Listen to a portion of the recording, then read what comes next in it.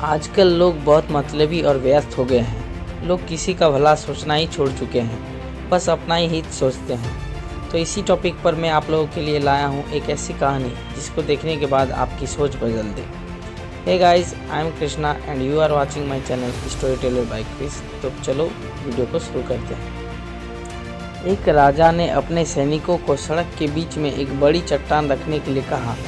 चट्टान को बीच सड़क में रखवाकर राजा ने अपने सैनिकों से छुपकर उस चट्टान पर नज़र रखने के लिए कहा कि देखना उस चट्टान को रास्ते से कौन हटाता है। लोग उस जगह पर आते रहे और जाते रहे, लेकिन किसी ने भी उस चट्टान को रास्ते से हटाने की कोशिश नहीं की। उस चट्टान के पास से लोगों के गुजरने वालों में राजा के कुछ करीबी लोग और शहर के बड़े व्यापारी भी शामिल थे, और उनमें से कुछ लोग तो राजा को ही कोसने लगते कि क्या राजा इस चट्टान को भी रास्ते से नहीं हटवा सकता। लेकिन किसी ने भी उस चट्टान को रास्ते से हटाने का प्रयास नहीं किया। ऐसा काफ़ी दिनों तक चलता रहा। एक दिन एक किसान अपनी सब्जियों के साथ उधर से गुजर रहा था। उसने चट्टान को रास्ते में पड़े देखा तो सोचा सबको इस चट्टान की वजह से कितनी तकलीफ हो रही है। उसने अपनी मजबूत लाठी से उस चट्टान को एक तरफ धकेलने की कोशिश शुरू कर दी।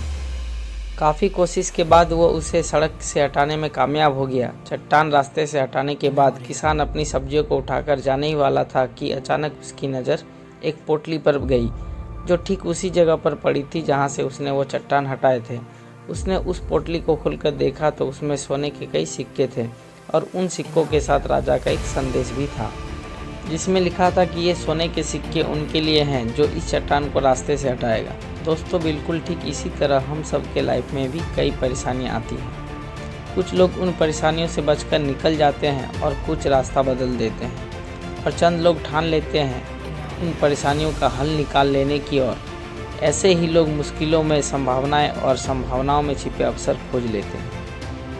मजबूत इरादे और नेक दिल के साथ किए गए कोशिशों के परिणाम हमेशा ही अच्छे आते हैं। इसलिए जीवन की परेशानियों से घबराओ मत, बल्कि उन परेशानियों को हल करने की कोशिश करते हुए जीवन सफ़र में आगे बढ़ते रहो।